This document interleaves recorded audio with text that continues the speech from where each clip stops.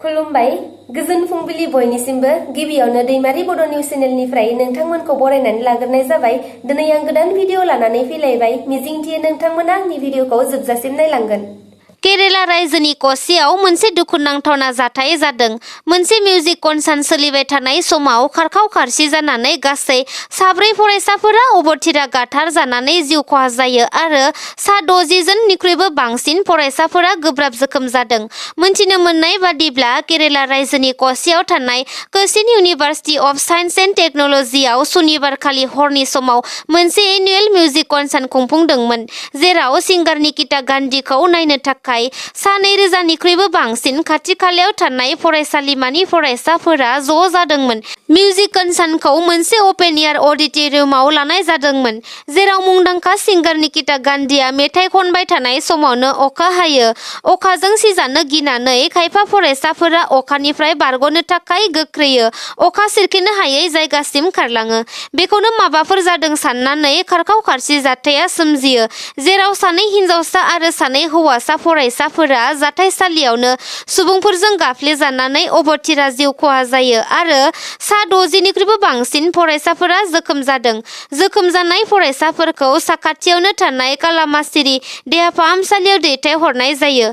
बे जाथायखौ मोनथिनानै केरेलानि गिबि मन्थ्रि पिनाराई विजयन बिथाङा दुखु मोननाय फोरमायो आरो बे जाथायनि गुबै जाहोनखौ नायबिजिरनो थाखाय गोख्रों अर्डार होयो क'चि पुलिस बिफानखौ। बे जाथायनि आन्दोआव अखा हानाय ना माबाफोर जाथाय दं, क'चि पुलिस बिफानाबो गोख्रों नायबिजिरगासिनो दं। थांनाय बोसोराव पान्जाब रायजोआव भारतनि गाहाय मन्थ्रि नरेन्द्र मदि बिथाङा मोनसे रेलियाव बाहागो लानो थाखाय थांदोंमोन, नाथाय किसान आन्दोलन खालामग्रा आबादारिफोरा गाहाय मन्थ्रि थांनाय राजालामाखौ ब्लक खालामनानै लाखिदोंमोन, जेराव गाहाय मन्थ्रिनि गारिआ खमैबो 20 मिनिट फ्लाइअभाराव दलं सायाव थाबथाना थानो गोनां जादोंमोन। भारतनि गाहाय मन्थ्रिनि रैखाथि होनायाव पान्जाब पुलिस बिफानआ फेल जादोंमोन। बेनिखायनो बे जाथायखौ लानानै आथिखालनि भगवन्त माननि आम आदमी पार्टीनि सोरखारा गोख्रों थांखि लानानै 7 जन पुलिस अफिसारफोरखौ सासपेन्ड खालामदों। मख'नो गोनांदि थांनाय बोसोरनि 5 जानुवारि खालारखालि पान्जाब रायजोनि फिर'जपुराव गाहाय मन्थ्रि नरेन्द्र मदि बिथाङा पान्जाब रायजोनि बिधान सभा बिसायख'थिनि थाखाय मोनसे रेलियाव थांदोंमोन। बेयावनो माखासे किसान आन्दोलन खालामगिरिफोरा गाहाय मन्थ्रि थांनाय लामाखौ ब्लक खालामनानै दोनो। बेबादि गाहाय मन्थ्रिनि रैखाथि होनाय हाबाफारियाव पान्जाब पुलिस बिफानआ फेल जादोंमोनब्लाबो बै समनि कंग्रेस सोरखारा जेबो राहा लायाखैमोन। बेनिखायनो दिनै पान्जाब रायजो आम आदमी पार्टीनि गाहाय मन्थ्रि भगवन्त मान बिथाङा गोख्रों एक्सन लानानै बै समनि बिबानाव थानाय फिर'जपुरनि गिदिर अफिसार सासे एसपि आरो 2 डिएसपिजों लोगोसे गासै 4 इन्सपेक्टरफोरखौ सासपेन्ड खालामबाय होननानै मिन्थिना मोन्दों। बिटिसि ओनसोलाव थानाय गासैबो गावबुराफोरनि थाखाय मोनसे गोजोनथाव रादाब। फैगौ 2024 मायथाइनि सिगांनो प्रमोद बर'नि दैदेननाय इउपिपिएल सोरखारा बिटिसिनि गासैबो गावबुराफोरनि जेंनाखौ सुस्रांनानै होनाय जासिगोन। बे बाथ्राखौ फोसावनानै होदों बिटिसिनि गाहाय मावफुं सोद्रोमा प्रमोद बर' बिथाङा। मैया चिरां जिल्ला गावबुरा गौथुमा थाइखाजरायाव 3 बोसोरनि सेथि जथुमा खुंफुंदोंमोन। बे हाबाफारियावनो बिटिसिनि गाहाय प्रमोद बर' बिथाङा गाहाय आलासि महरै बाहागो लानानै खौरां बिजोङाव बुङो दि फैगौ बैसागोनि सिगांनो गासैबो बिटिसिनि गावबुराफोरनि जेंनाफोरखौ सुस्रांजोबनानै होगोन आरो गावबुराफोरनि थाखाय साफ्रोमनोबो इन्सुरेन्स खालामना होनाय जागोन आरो इउनिफर्म होनायजों लोगोसे मबाइल फनबो होगोन होननानै बुंदों। बेजों लोगोसे बिथाङा बुंबावनाय बादिब्ला गावबुराफोरा समाजनि आरो रायजोनि गोबां मावनो गोनां बिबान थायो। बिथांमोना गोबां समावनो खामानि मावनो उसुबिदा जायो। बेनिखायनो गावबुराफोरनि जेंनाखौ थाबैनो सुस्रांनानै होगोन होननानै प्रमोद बर' बिथाङा रायजोफोरनि सिगाङाव खोथा होदों। इजराइल आरो हामासनि गेजेराव जानाय दावहाया दिनै लासै-लासै सुग्लायनायनि लामा फारसे आगान सुरगासिनो दं। मानोना इजराइल आरो हामासनि गेजेराव नैथि खेबनि थाखाय हमनानै जोबथेसालियाव जोबनानै दोनजानाय सुबुंफोरखौ सोलाय-सोल' खालामनाय हाबाफारिया मैया गोजोनै मावफुंजायो। नैथि खेबनि थाखाय हामास उदखारिफोरा इजराइलनि गासै 13 जन आरो गुबुन हादोरनि गासै 4 लांखारजानायफोरखौ उदां खालामना इजराइलनो गथायना होयो। बेनि लेखायै इजराइल हादोराबो इजराइलाबो फिलिस्तिन हादोरनि गासै 39 जन सुबुंफोरखौ उदां खालामना हामासनो गथायनानै होयो। मख'नो गोनांदि बेनि सिगां सेथि खोलोबआव हामासआ इजराइल हादोरनि गासै 24 जन सुबुंफोरखौ उदां खालामनानै होदोंमोन आरो इजराइल हादोराबो हामासनि गासै 50 जन थागिबिफोरखौ उदां खालामनानै होदोंमोन। इजराइल आरो हामासनि गेजेराव गासै सानब्रैनि थाखाय हमनानै लांखारजानाय सुबुंफोरखौ सोलाय-सोल' खालामगोन।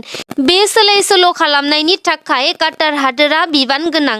गंनैबो हादोरा काटार हादोरनि नाजानायावनो दावहाखौ दोनथ'नानै गावसोरनि थागिबिफोरखौ सोलाय-सोल' खालामगासिनो दङ। मख'नो गोनांदि बे सानब्रैनि दावहा दोनथ'नाय सानाव हामासआ गासै 50 जन इजराइलनि थागिबिफोरखौ उदां खालामगोन आरो इजराइल हादोराबो फिलिस्तिननि गासै 150 जन सुबुंफोरखौ उदां खालामनानै होगोन। थारैनो दिनैबो सोलाय-सोल' खालामनाय जागोन होननानै मिन्थिना मोननाय जादों। जोंनि बर' माहारिनि गेजेराव बर' आइजोफोरा गुबुन हारिनि हौवाफोरजों बुथारजानाय, माब्लाबा लांखारजानाय बेफोर जाथाया जाफ्लेबाय थानायखौ आथिखालाव गोबां नुनो मोननाय जायोसै। बेबादिनो मोनसे जाथाय जादों। सानै बर' आइजोआ सासे मुस्लिम हौवाजों लांखारजादों। मोनथिनो मोननाय बादिब्ला गफुर हालामनि आलुपारा गामिनि सानै हाबा जाखानाय बिजावजालि सोमोन्दो जानाय बिमला बसुमतारी आरो जनाली बसुमतारी बिसोर सानैखौबो सासे मुस्लिम हौवाया लानानै खारदों होनना नखरनि सुबुंफोरा सन्देह खालामदों। नोंथांमोना बयबो मबाइल फन आरो लेपटप बायदिफोरखौ सानफ्रोमबो बाहायखायो। खायफा सुबुंफोरनि थाखाय मबाइल फन बायदिफोरा दान्दिसे गैयाब्लानो थानो हायि बायदि थासारियाबो जानो हमबाय। मबाइल फननि दारैनो नोंथांमोना गोबां खामानिफोरखौ मावनो हायो आरो मबाइल फनजोंनो गोनां समाव गोबां हेफाजाबफोरबो मोननो हायो। नाथाय नोंथांमोना मिथिगौ दा, मबाइल फनखौ सालायनो एबा बाहायनो थाखाय इमेलनि गोनांथि जायो। इमेलखौ नोंथांमोना मबाइल फनाव लगिन खालामोब्लासो मबाइलखौ बाहायनो हानाय जायो आरो बायदि बायदि खामानियाव बाहायनोबो हायो। नोंथांमोना इमेलाव गोनांथार डकुमेन्टस, पिकचार, कन्टेक्ट नाम्बार, भिडिअफोर सेभ खालामनानै दोनदोंब्ला सांग्रां जानाया मोजांसै। मानोना गुगोलआ इमेलनि सायाव मोनसे गोख्रों थांखि लादों आरो गोबां सुबुंफोरनि इमेलाव बे नटिसआबो सहैखाबाय। फैगौ 1 दिसेम्बर खालारनिफ्राय गुगोलआ लाख लाख सुबुंफोरनि इमेलखौ डिलिट खालामनानै होसिगोन। जाय सुबुंफोरा 2 बोसोर सिगां इमेलखौ खुलिनानै खनसेबो लगिन खालामाखै एबा बाहायाखैब्ला बिथांमोननि इमेलखौ दाननानै होनाय जासिगोन होननानै गुगोलआ नटिस फोसावनानै होदों। बिनिखायनो नोंथांमोना सम थानायावनो नोंथांमोननि गोनांथार डकुमेन्टसफोरखौ इमेलाव दोनदोंब्ला दिनैनो डाउनलड खालामनानै लादो। इमेल एकाउन्टआ दानलांब्ला उनाव नागिरब्लाबो मोननाय नङागोन। मिन्थिनो मोननाय बादिब्ला भारत हादरावबो गासै 54 लाख इमेल एकाउन्टखौ दाननाय जागोन होननानै मिन्थिना मोननाय जादों। बर' हारिनि थाखाय मोनसे गोग्गाथाव खौरां।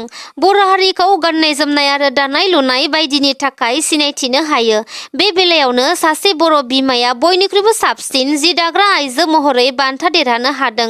हेन्डलुम&टेक्सटाइल एसपिडि 2023 बिथांखिनि जोहै आसाम सोरखारनिफ्राय दानाय-लुनायनि बिथिङाव बे बान्थाखौ देरहानो हादों बिथांजोआ।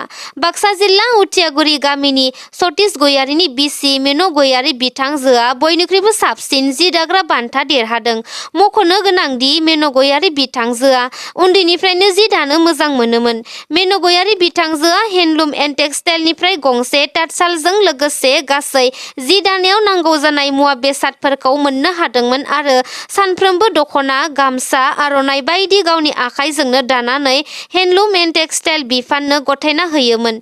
बेनिफ्राय मोननाय रांजोंनो बिथाङा नखर सालायगासिनो दङ आरो मिन्थिनो मोननाय बादिब्ला बिथांजोआ गोलाव 14 बोसोर रावनिबो मदद मोनाब्लानो सिफोरखौ दाबोगासिनो दंमोन होननानै मिन्थिना मोनदों। 2023 मायथाइया दिनै फैयै फैयै दान मोनसेल'सै।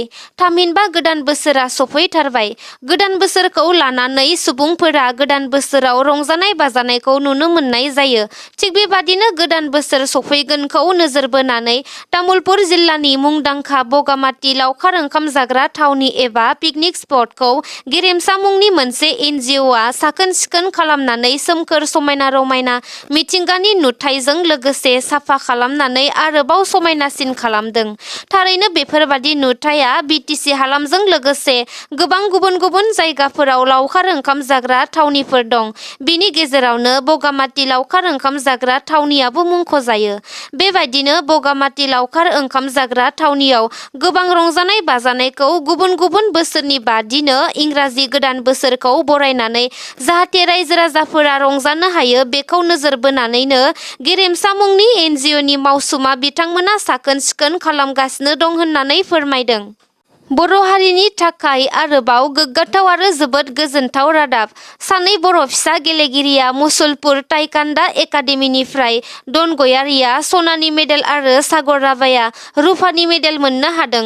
गोगोमसार बसुमतारीनि दैदेननायाव डन गयारि आरो सागर राभाया कलकातानि अर्किड एरिनायाव टाइकान्डा गेलेनाय बादायलायनायाव देरहासार जानो हादों। बिटिसि सोरखारा दासान्दि बिटिसिआव आय अनसाय बिथांखिखौ जिला जिला रानगासिनो दङ। बेबादिनो मैयाबो 40 नं रौता समस्तियावबो बिटिसिनि इएम डक्टर निलोद स्वर्गियारि बिथांनि नुजाथिनायाव सा 243 फिसा फिसा फालांगिरि बिथांमोननो 5,000 रांनि अनसाय बिथांखिखौ राननानै होनाय जायो। बे 5,000 रांनि चेकखौ मोननानै फालांगिरि बिथांमोना जोबोर गोजोननाय मोननायखौ फोरमायो आरो बिटिसि सोरखारखौ साबायखर बावहरनायजों लोगोसे इएम डक्टर निलोद स्वर्गियारि बिथांखौनो फैबाय थानाय बिसायख'थियाव मदद खालामबाय थागोन होननानै फोरमायदों। नोंथांमोना आंनि भिडिअखौ जोबजासिम नायबायब्ला अन्नानै लाइक, शेयार, कमेन्ट आरो साबस्क्राइब खालामनानै होदो। एसेनोसै, गोजोन्थों।